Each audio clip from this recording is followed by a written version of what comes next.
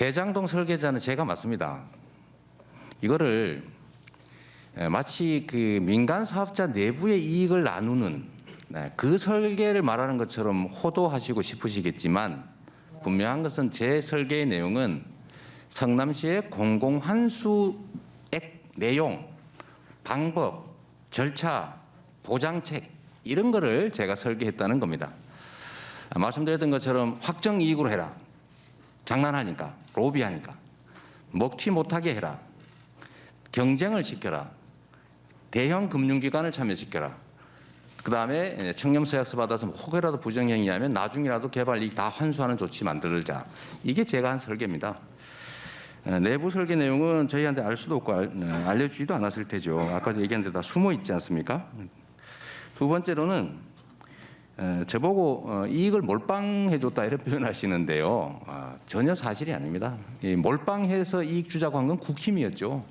국힘이 시의회가 민간 개발해주자고 그렇게 4년 동안 저를 괴롭히지 않습니까?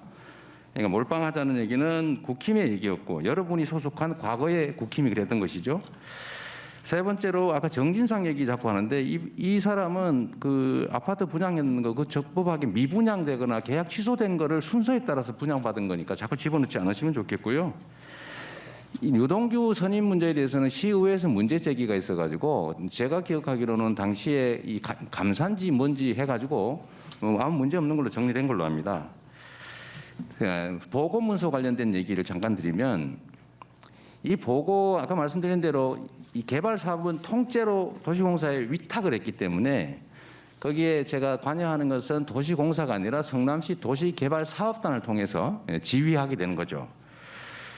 그리고 확정이익을 초과이익 환수를 안 했냐 이렇게 말씀하시는데 성남시의 명시적인 합동회의를 통한 방침이 비율로 정하면 장난을 친다. 그리고 로비한다. 이 부정의 소지를 완벽하게 통제하기 위해서 초과이익 같은 게 아니고 비율이 아니고 무조건 확정한다였고요. 만약에 당시 기준으로 땅값이 5% 떨어졌으면 개발업자들은 1조 5천억을 투자하고 900억밖에 못 받게 되고 10%가 떨어지면 1조 5천억 투자하고 손해를 보는데 성남시의 이익은 5,500억으로 확정이 되어 있습니다. 계속. 그러니까 이거는 사실은 땅값이 오를 경우에는 업자의 이익이 될 수 있지만 예측 못한 상승이 있을 경우 예측 못한 하락이 생기면 업자들은 손해를 보게 돼 있었고 저희는 확정 이익을 갖게 돼 있었다라는 말씀드립니다. 행정은 투기가 아닙니다. 벤처하면 안 되는 거죠. 언제나 확정해서 보수적으로 안정적으로 해야 되기 때문에 제가 그렇게 했다는 말씀드리고요. 근데 지사님, 보고 누락 제가 문제는 질문드린 보고 부분에서요. 그 두 개를 뺀 대장동 관련한 보고는 다 지금 제가 받으시고 사인하셨다는 결제 서류가 있습니다. 자, 제가 말씀을 드리지 않습니까? 자, 보고 문제는 저는 보고가 오면 당연히 그 내용을 보지요. 보고 당시에 제가 지휘한 대로 예를 들면 민간에 절대 맡기지 마라. 그 제가 일부 수기로 써놨지 않습니까? 국민의힘 의원께서 언론에 내셨던데 SPC를 만들든지 아니면 공사 자체가 해야지 민간에 절대 못하게 해라라고 제가 지시했고 합동회의에서도 그런 지시를 해놨기 때문에 최종적으로 제가 나중에 아마 도시개발사업단 쪽일 텐데 제가 들은 얘기는 3개 금융기관이 경합을 했고 그중에서 가장 많은 이익을 준다고 하는 쪽으로 안정적인 곳으로 선택했고 그래서 4,400억 정도 확보했다. 그쪽의 예. 개발 이익은 소액이다. 이런 보고를 받은 건 맞는데 이런 세부적인 보고를 일부러 뺄 리가 제가 있겠습니까? 그 말씀 아까 드린 대로 제가 이익에 관계가 있으면 부산 LCT처럼 1,000억 들여가지고 오히려 주변 공사해주지 왜 그 사람들 보고 성남시가 할 거 추가로 하라고 해서 1,100억을 더 환수할 것이며 그냥 민간 개발 허가에 줘버리지 왜 네. 합동 개발해가지고 이렇게 골치 아프게 하겠어요. 상식에 따라서 판단해 주시면 좋겠습니다. 네, 예. 이영 의원님 수고하셨습니다. 다음은 더불어민주당의 충북 증평군, 진천군, 음성군의 이모선 의원님 질의해 주십시오. 예, 지사님이야 우리 공무원분들 국정감사 준비하시느라고 노고가 많으셨습니다. 준비된 질의에 앞서서 지사님 그 앞서 존경하는 우리 김용판 의원님께서 그 조폭 관련을 말씀하시면서 그 뭐 현금 다발 사진까지 이렇게 보여서 의혹을 제기를 하셨는데 네, 네. 좀 명쾌하게 그 부분에 대해서 한 말씀 정리를 하고 넘어가셨으면 네. 감사하겠습니다. 네, 감사합니다. 일단은 얼마 전에 여러분 보도에서 우리 국민의힘 의원님들께서도 보셨을 겁니다.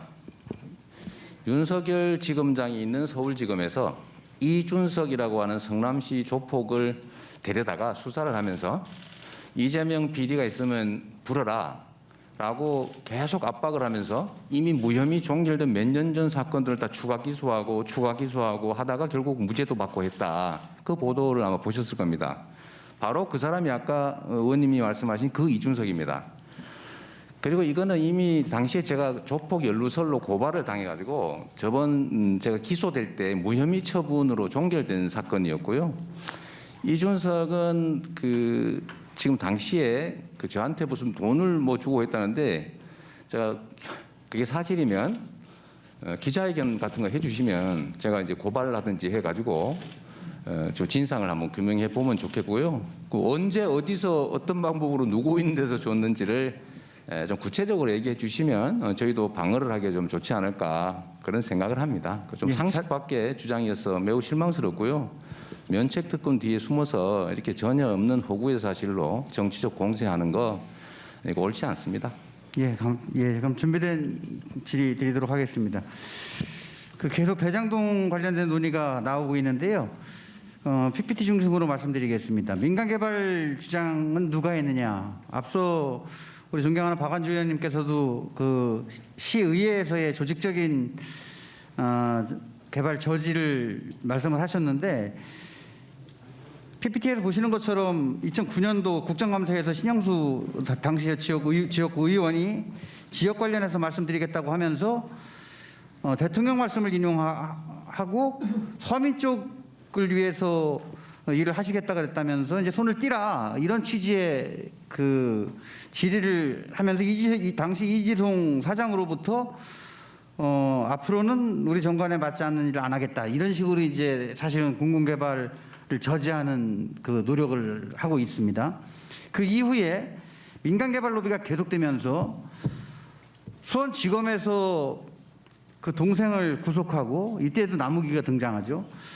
변호사법 위반으로 2심에서 무죄는 받습니다만 횡령 부분에 대해서 사실은 혐의가 그 수사가 좀 덜 된 부분이 있었던 거 잘 아실 겁니다. 이뿐만이 아닙니다. 2014년도 시장 선거를 준비하던 그 신영수 국회의원은 자기 블로그에서 저 PPT에서 보시는 것처럼 성남시는 대장동에서 3,220억 원의 이익이 발생할 것으로 예상하고 있지만 근거가 불명확하다. 대한민국 최고의 전문기관 LH도 사실 손을 뗀 건데 성남시가 사업 이익을 내겠다는 것은 어불성설이다. 이렇게 주장을 합니다. 결과는 어땠습니까? 5,503억이라고 하는 공공이익을 환수를 한 성과를 거뒀지 않습니까? 네. 이거야말로 제대로 된 설계와 그에 대한 결과다 이렇게 생각을 하는데 시장님 어떻게 생각하십니까? 지사님은? 지적하신 것처럼 여기에 지금 사진에 나오는 이 신영수 전 국회의원은 국회의원 재직 당시에 LH 압력 넣어서 LH 포기시켰고 동생은 뇌물 받아서 구속됐고 신영수 의원이 경기 성남시 당시에 거의 실세였는데 국힘 쪽에 그 시의회가 그 신영수 의원의 호흡에 의도에 맞춰가지고 4년 동안 극렬하게 공공개발을 막았던 겁니다. 그리고 여기도 보시면 그때 당시 개발 예정이익은 3,300억이었는데 지금 그 후의 결과는 약 9천억 정도 이익이 생겨서 그중에 저희가 5,800억 정도를 환수한 저로서는 국민들께서 보시기에는 미흡하겠지만 그래서 죄송하지만 사실 저로서는 주어진 조건 환경 속에서 최대한 환수한 게 분명하다고 생각합니다. 예, 바로 그렇습니다. 대장동 공공개발 누가 되돌렸냐? 하나은행 컨소시엄 사업 제안서를 살펴봤습니다. 제안서에서는 사업이익을 3,595억으로 추정을 했습니다만 성남 우리 도계공 지분의 50% 플러스 1주보다 훨씬 더 많은 1,822억의 확정 배당액을 받았고 거기에 일공단 공원 조성 비용까지도 추가해서 환수를 했습니다. 컨소시엄별로도 예상 사업 이익액이 저렇게 나와 있습니다. 탈락한 산업은행이나 메리츠종금 같은 경우에도 민간 수익을 우선하는 걸로 저렇게 설계를 해왔는데 실제 성남시에서 추정하던 이익 금액 6,600억 중 70% 정도에 달하는 4,383억 원을 선제적으로 확정한 성공적인 사업이다. 저는 이렇게 보고 있습니다. 위험은 줄이고 수익은 우선 확보한 내용이라고 하는 것 또한 하나은행 컨소시엄 사업 제안서에서 이미 명시를 하고 있는 부분입니다. 그럼에도 불구하고 이런 부분에 대해서 지속적인 그 의혹을 제기하고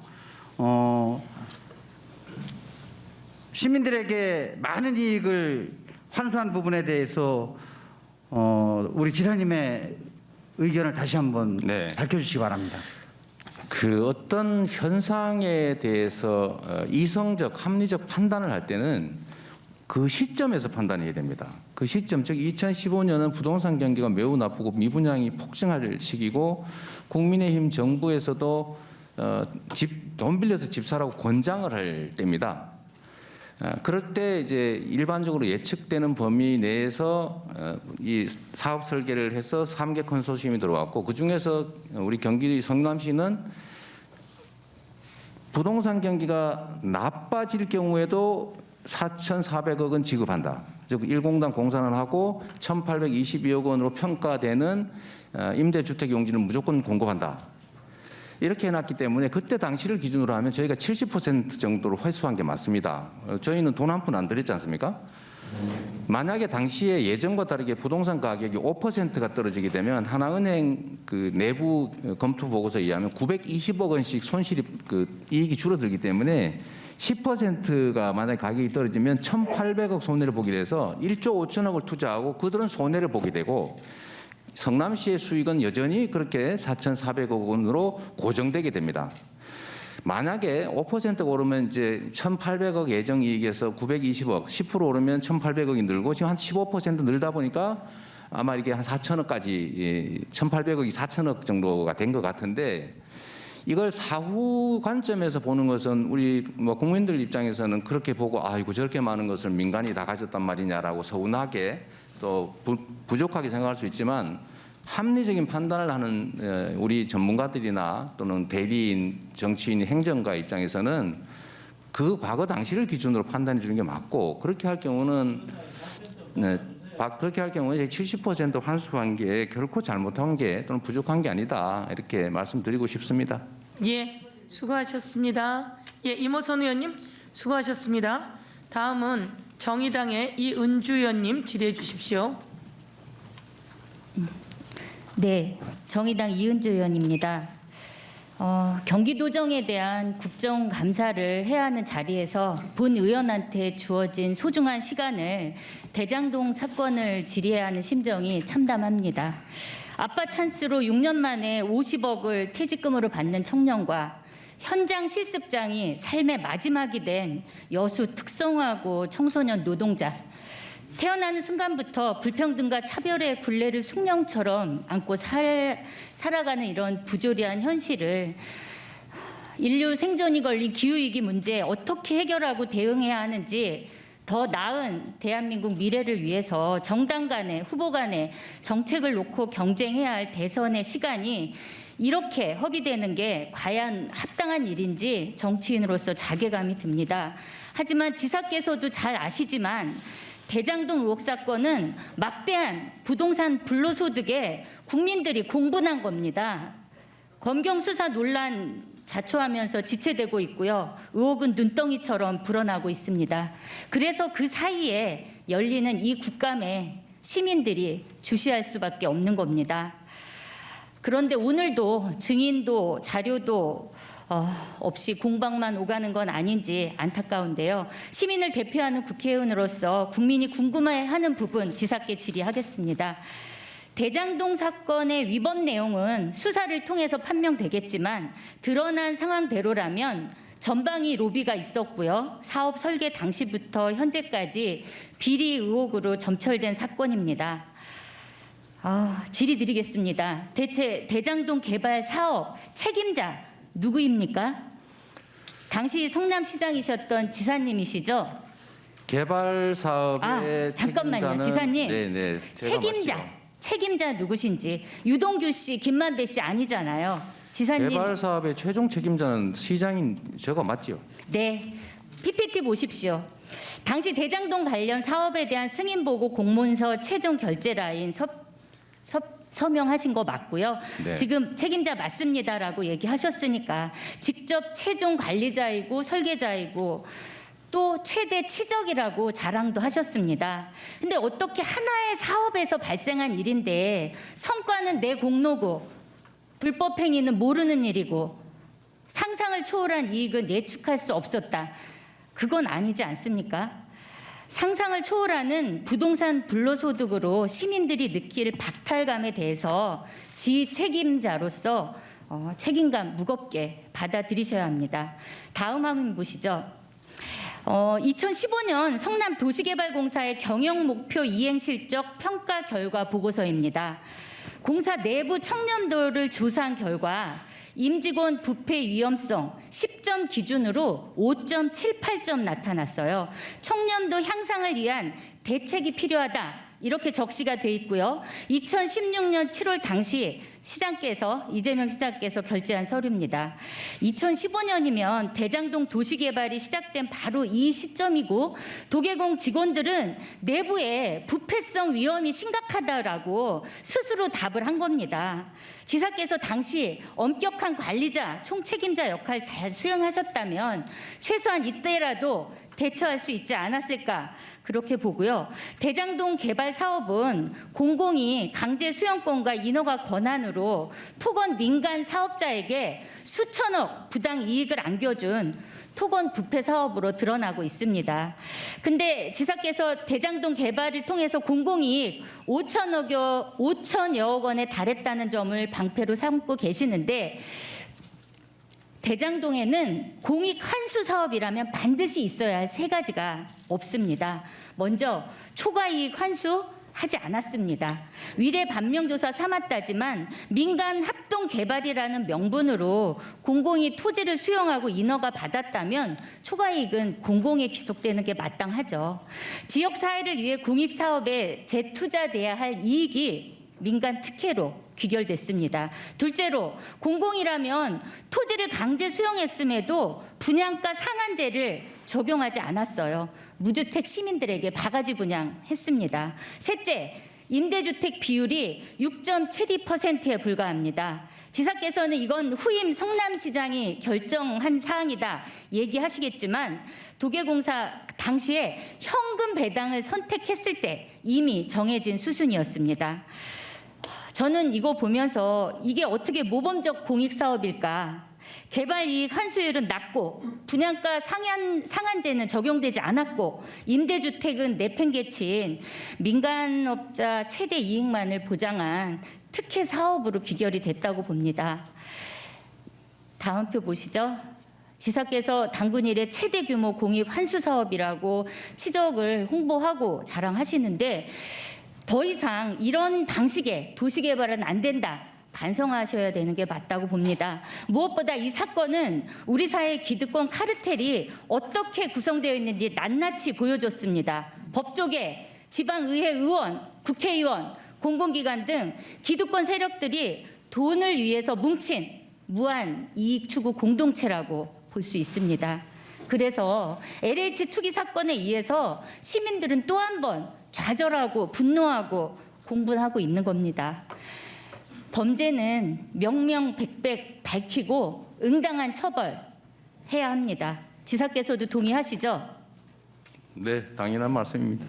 나아가서 이 사건을 통해 여야 모두가 반드시 합의해야 할 과제가 있습니다.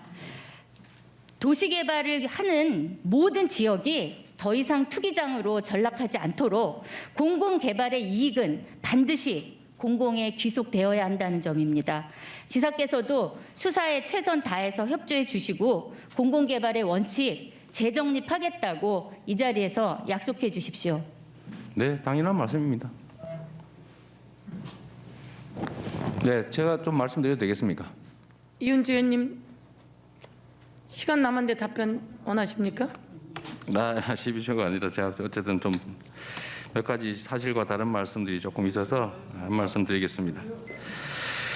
이 초과 아까 분양가 상한제가 안 된 게 그 문제다 이렇게 말씀하셨는데 분양가 상한제를 폐지한 거는 제가 아니고 여기 국민의힘 정부 이명박 박근혜 정부 때라는 말씀 하나 드립니다.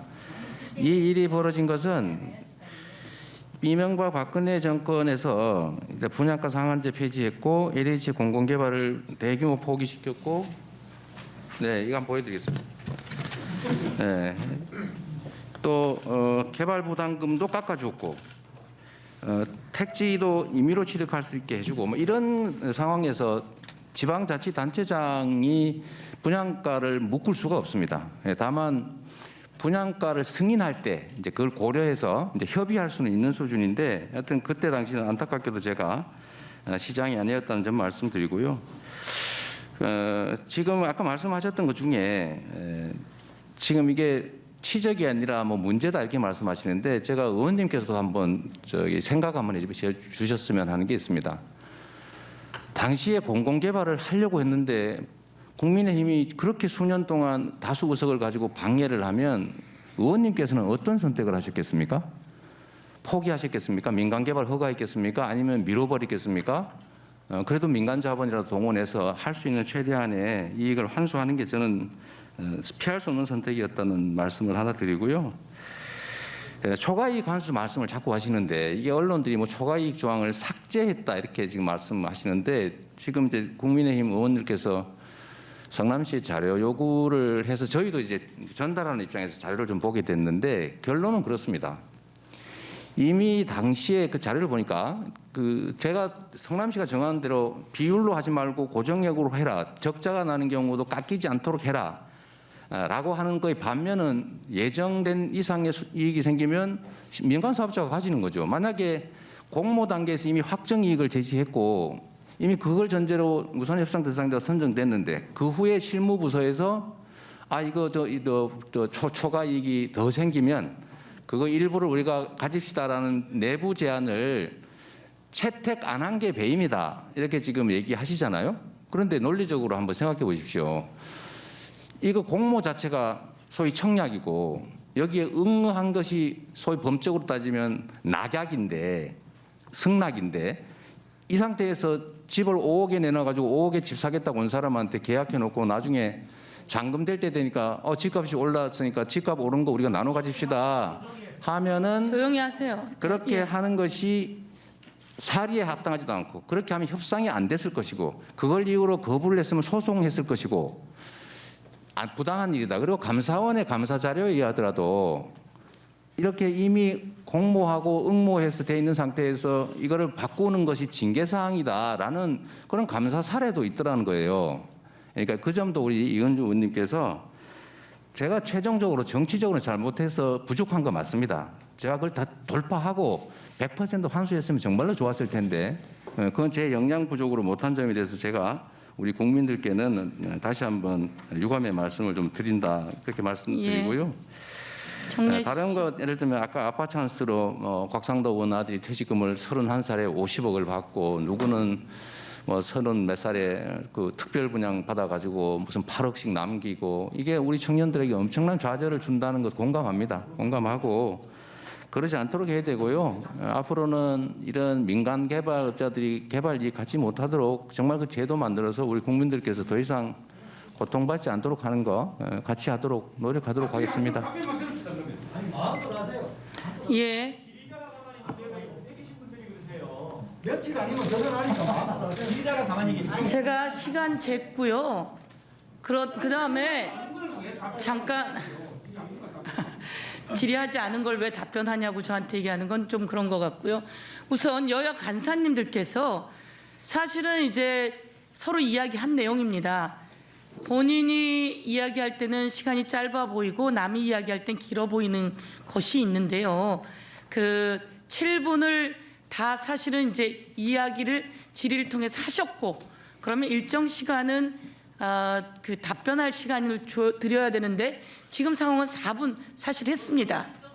4분 했는데 제가 다 재긴 했거든요.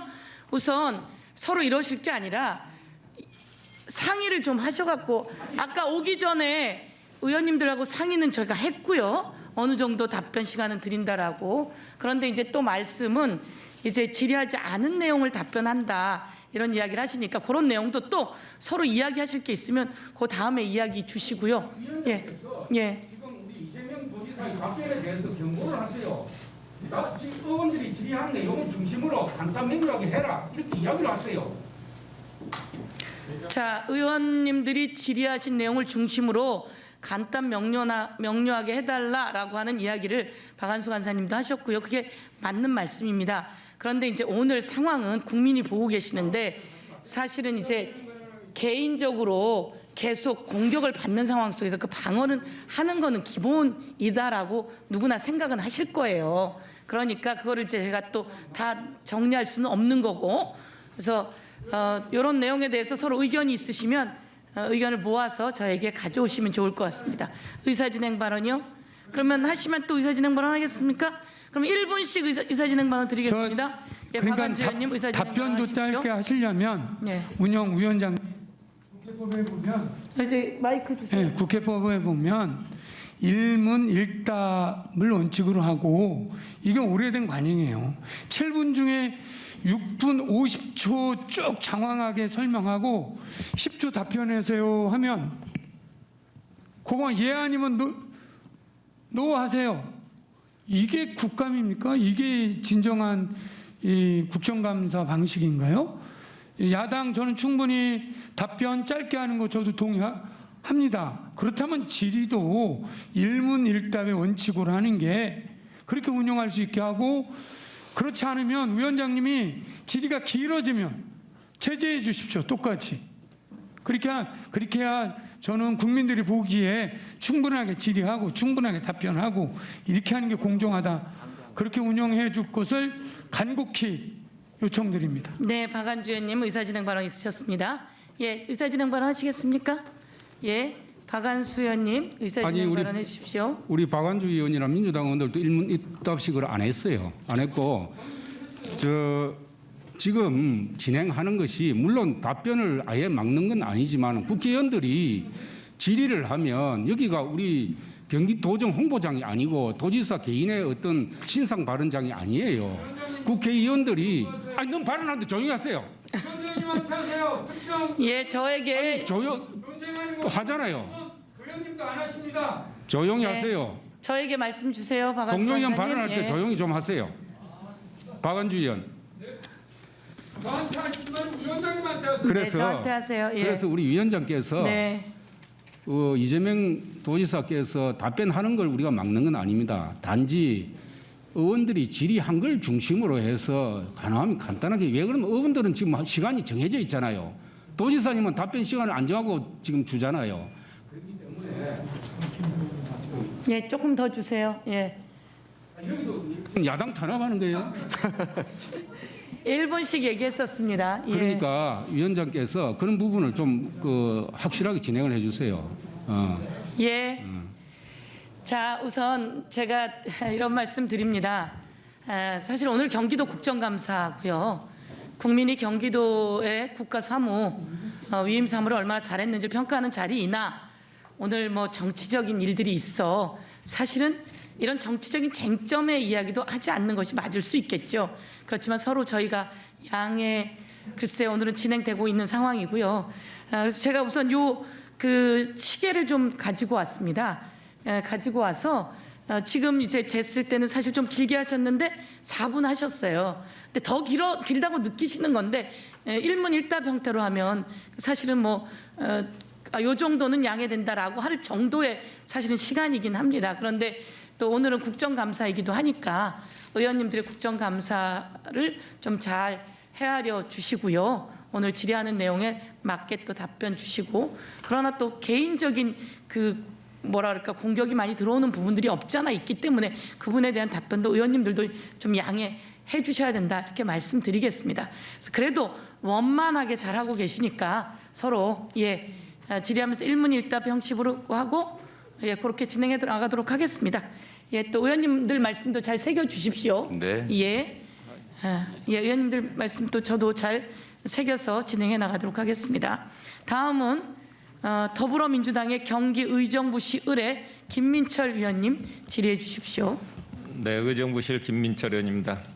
지사님께서 더불어민주당 대통령으로 선출되시고 또 경기도정을 끝까지 이렇게 마무리하기 위해서 이렇게 참석하신 것에 대해서는 국민들이 이렇게 잘 판단하시리라고 생각을 합니다.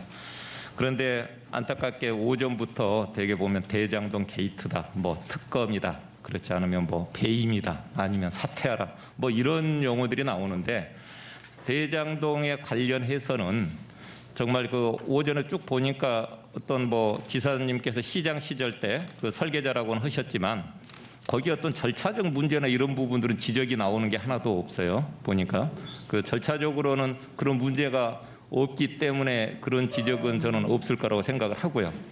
그런데 이제 문제는 거기에 관련하여 이런 이제 비리들이 좀 나오다 보니까 거기에 있는 이제 비리함이 때문에 이야기를 하는 건데 거기에 있는 사람들이 돈 받은 사람들이 범인인 것이 맞는 거죠, 지사님? 그렇습니다. 네, 그래서 그 돈 받는 사람이 이제 범인이다 이 말씀을 드리고요. 그리고 또 한 가지 특검은 지금 특검을 주장하는 것은 지금 검찰, 경찰 수사를 하고 있는 부분에 대해서 이제 수사를 중지하자. 저는 이렇게 보고 있는데 우리 지사님 생각은 어떠세요? 결국 시간을 끌자. 그렇죠. 정치 공방을 하자. 진실보다는 공방을 하자. 본질보다는 지연 말단을 가지고 다투자. 이런 걸로 저는 생각이 됩니다. 네, 그렇습니다. 그 일단은 검찰, 경찰 수사가 이렇게 뭐 압수수색도 하고 지금 대단히 이렇게 수사를 하고 있기 때문에 그 결과를 보고 거기에 뭐 미진한 게 있다, 정말 의혹이 있다. 그랬을 때는 국회에서 여야 간에 합의를 해서 하면은 되는 거라고 저는 생각을 합니다. 그리고 더 따라서 이제 배임 같은 경우는 이제 대개 그 대법 판례에 보면 그 공직자나 선출직 정치인들이 정책적 판단이나 이런 부분에 해서 책임을 묻지 않고 있습니다. 이런 부분도 알고 계시죠? 뭐 그건 너무 당연한 일인데 사실 이 사건은 배임 얘기를 하는 것 자체는 황당무계한 일입니다. 네. 만약에 아까 제가 이은주 의원님 말씀에 지금 답변을 제대로 못 드렸는데 다른 개발 사업은 전부 민간의 개발 허가를 해주고 있었습니다. 제가 거의 처음으로 공공개발을 시도했고 공공개발을 못해서 그래도 절반의 민간 합작으로 개발 이익을 환수를 했는데 그러면 민간 개발에서 100% 민간의 개발 이익 가지게 한 전국의 모든 자치단체장과 중앙정부기관의 인허가권자는 다 배임죄겠습니까? 네. 예를 들면 저는 예를 들면 금광이 하나 동네에 발견이 됐는데 이걸 다른 사람들이 다 훔쳐가니까 이거 우리가 가지자, 우리가 개발해서 했는데 그걸 못하게 막은 사람들이 있고 그래도 그럼 반씩이라도 하자, 70%라도 내놔라. 한 게 첫 사례라 이 말이죠. 그래서 마지막에 이거를 이해를 좀 끝나실 해주십시오. 때 이렇게 한 번 더 이야기를 해주시고요. 네. 그리고 이제 그래서 사퇴하라 이렇게 이제 이야기를 나왔는데 제가 윤석열 후보의 그 지금 좀 전에 지사님께서 100% 민자 사업으로 진행을 했던 이제 그 가족들이 했던 이제 그 관련돼서 좀 여쭙겠습니다. 그 윤석열 후보 가족 그 양평 공흥 2지구 그 개발지구에 관련돼서 좀 내용을 아세요? 저도 뭐 이렇게 보도나 아니면 이런 것들을 통해서 저의 이제 행정 상식 이런 것들로 판단해 봤는데 똑같습니다. 이게 LH에서 임대 사업을 하겠다고 사업지구 신청을 했는데 양평 군수께서 지금 국민의힘의 국회의원이시죠. 그걸 거부한 다음에 윤석열 후보의 인척에게 그 개발 사업권을 또 덜렁 주어가지고 거기서 800억을 남겼다는 거 아니겠습니까? 네, 그 개발 회사가 여기 ESIND라는 회사인데요.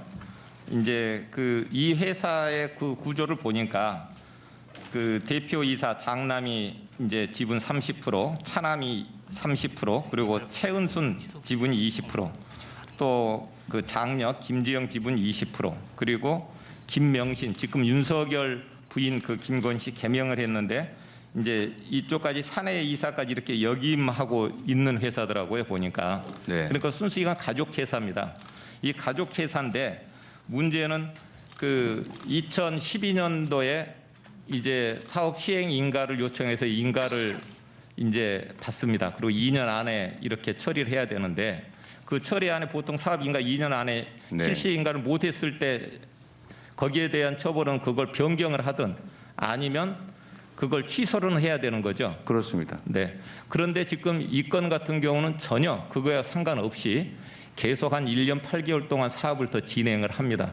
그래서 양평 당시 양평군에서 군수입니다. 거기에 지금 김성교 그 국힘당 의원인데 여기에서 그 군수가 다시 그 변경 허가안까지 2016년도에 허가를 해줘요. 네.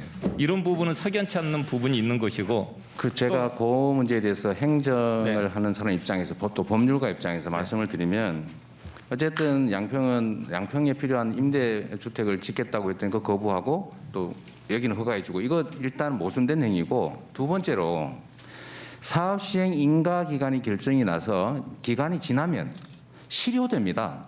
네. 실효. 네. 없어져 버리는 거예요. 네, 취소도 아니고. 그래서 이거 실효된 다음에 나중에 소급해서 연장을 해준다. 이거는 명백한 불법 행정입니다. 네, 맞습니다. 있을 수 없는 불법 행정이죠. 의혹이 있으면 이 의혹인데 여기에서 그 가족 회사가 취한 그 차액이 약 그 분양 수익이 한 800억 정도 된다고 합니다. 그 가족 회사에 완전히 몰아준 거죠. 네.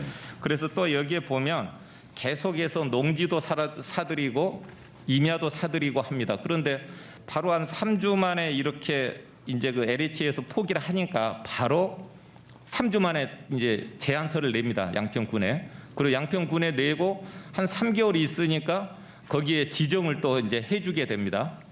이런 부분 이렇게 신속하게 그 처리가 될 수 있는 게 있습니까? 이게 지금 이제 실무자가 준 건데 이게 구체적 위치는 동일한 위치는 아니라고 합니다. 네네. 동일 아닌데 하여튼 양평에 일정 정도 임대든 분양이든 주택이 일정 정도가 필요하다고 판단이 되면 네. 가급적 공공기관에 맡겨서 개발 이익을 환수하면서 낮은 가격에 주택을 공급하는 게 행정 원칙에 당연히 여기가 부합하죠. 100% 민자 사업으로 다 갔습니다. 그렇습니다. 그런데 성남은 그렇지 않았죠. 예. 네, 그런데 여기는 그 LH는 못하게 다른 쪽은 맞고 여기는 또 즉각 이렇게 해줘서 개발 이익을 취하게 분양 이익을 취하게 한 거는 저는 명백히 특혜 행정이다. 그리고 아까 말씀드렸던 대로 기간이 지나면서 실효돼 버리는 것을 나중에 보완해서 해줬다고 하는 것은 불법 특혜 행정이죠. 예. 뭐 답변 더 하실 거 없으시죠? 네, 지금 이거와 관련해서 저기 한 가지 말씀을 좀 추가해야 되겠는데요. 우리나라의 그 개발과 관련된 부정 비리가 너무 많습니다. 그리고 그 뒤에는 대개 큰 이권 뒤에는 정치 세력들, 관료 세력들이 지금 있는 것이고 그렇습니다. 바로 그분을 찾아야 되는데 이 그분은 돈을 나눠 갖는 이해관계에 있는 사람인 거죠. 지금 돈 사용처를 찾아보니 50억 받은 사람은 그 국민의힘 국회의원의 아들, 고문료 받은 사람은 원내대표 부인, 국힘이 추천한 무슨 특검, 국민이 추천한 공수처 후보, 처장 후보 이런 분들인데 일단 드러난 걸로 보면 이 그분에 대해서 충분히 수사를 빨리 엄밀하게 해야 된다. 이 문제도 저는 양평도 수사해야 된다 이렇게 생각합니다. 예.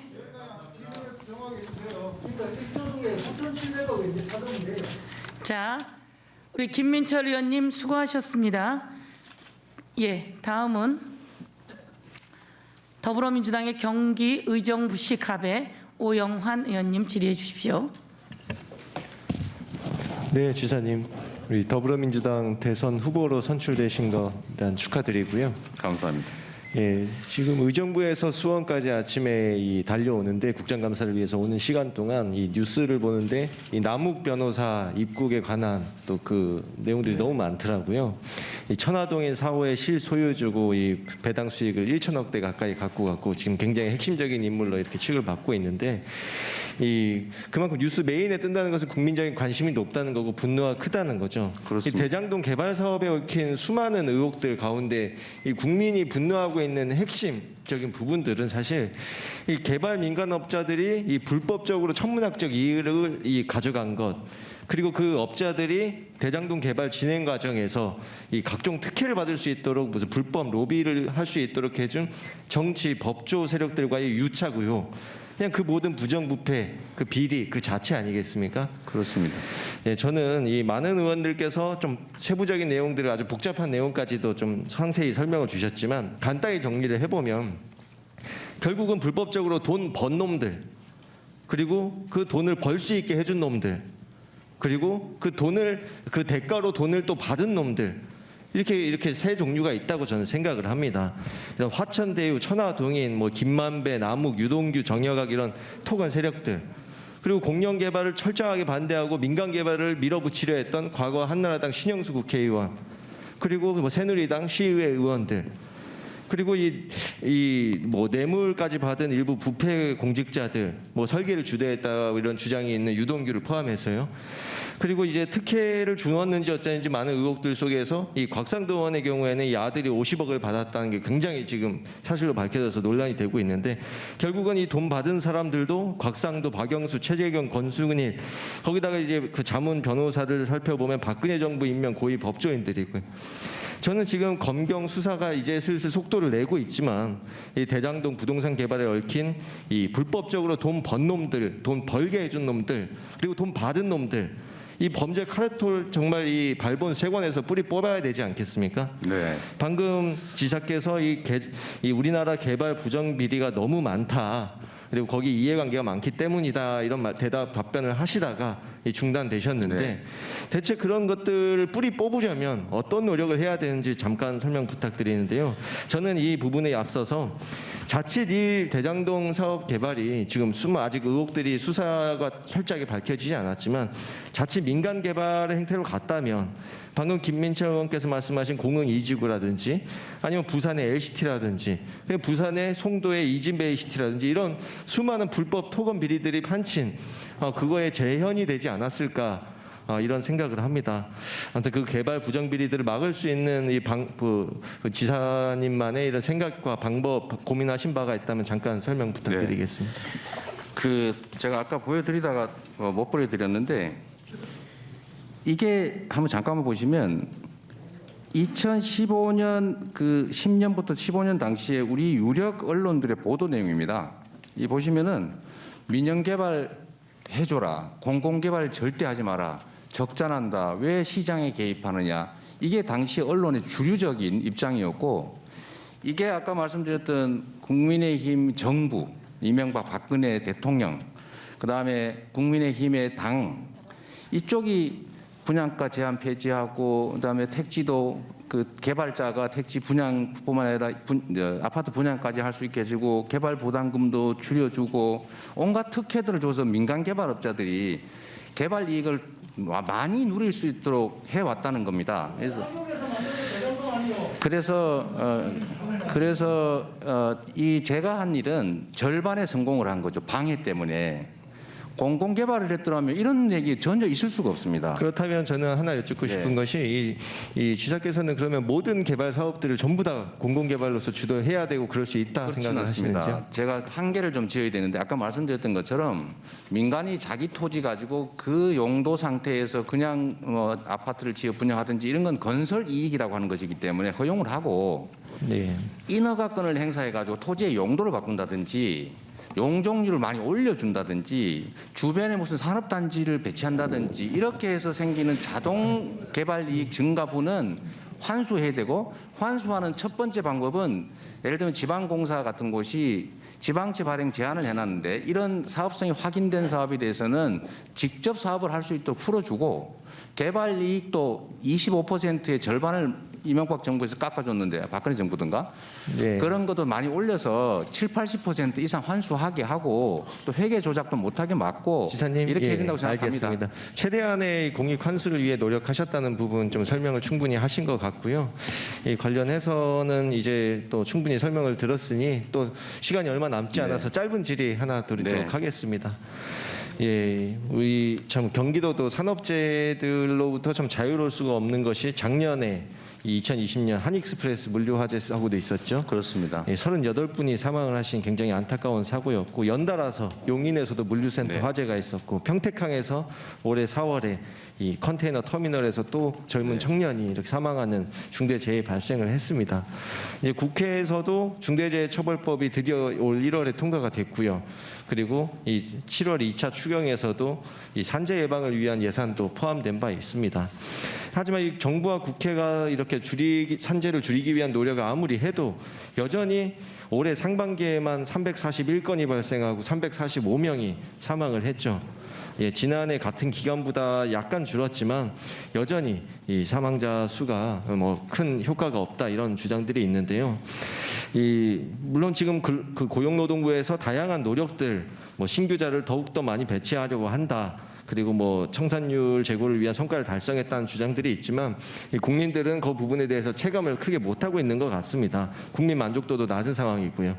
지사께서는 지금까지 고용부에 이 집중되어 있는 근로감독 권한을 좀 지방정부가 이 나눠 받아야 된다. 마치 노동경찰 제도처럼 이렇게 말씀을 하시면서 현장 단속을 좀 늘려야 된다 말씀을 하셨는데 그 부분에 있어서 뭐 경기도의 경우에는 19년도 노동국을 신설하시며 근로자 보호를 위해 노력도 하셨고 또 다양한 제안들 해주셨는데 그 부분들에 대해서 이 중대재해를 실질적으로 저감할 수 있는 특단의 대책이 네. 있는지 고민해 주실 부분이 있으면 말씀 좀. 네. 아시겠지만 저 자신이 이제 산재 장애인입니다. 그리고 정말 아까 이은주 의원님께서 말씀하셨던 것처럼 안전하지 못한 보호받지 못한 작업장에서 젊은이들을 포함한 우리 노동자들이 전 세계에서 가장 많이 사망하고 또 장애를 입고 이제 부상을 입습니다. 이걸 막는 방법은 사실 어렵지 않습니다. 첫 번째는 산재로 사람이 죽었을 때 부담하는 비용, 제재 이거보다 죽었을 경우에 평소에 위반함으로써 얻는 이익이 더 크기 때문에 이런 일이 벌어집니다. 그래서 산재 사고를 안전관리 의무를 위반해서 한 경우에 제재를 형사처벌을 아주 세게 영국식으로 세게 하고 또 민사배상도 징벌배상을 시켜서 고의적으로 위법을 방치해서 사람이 죽으면 배상액을 몇 배, 몇십 배 이렇게 부과해서 다시는 위반을 통해서 이익을 얻지 못하도록 만들고 세 번째는 일상적으로 근로감독, 현장 노동환경감독을 정부에서 잘 하면 이제 이런 위반 상황을 줄일 수 있습니다. 이 세 가지가 방법인데 이제 현실적으로 보면 이제 아까 중대재해처벌법도 사실은 매우 구멍이 많지 않습니까? 그리고 그 배상도 징벌배상 제도를 도입해서 좀 세게 해야 되는데 그것도 쉽지가 않고 특히 노동부의 근로감독관 수가 지금 2,900명, 그것도 많이 늘려서 2,900명 수준인데 이 숫자로는 약 400만 개에 해당되는 사업장을 관리가 불가능합니다. 그래서 저희가 지방 정부에도 위임을 받아서 같이 근로감독, 노동환경감독을 해달라고 지금 계속 요청하고 입법을 부탁드리고 있는 중입니다. 예. 네.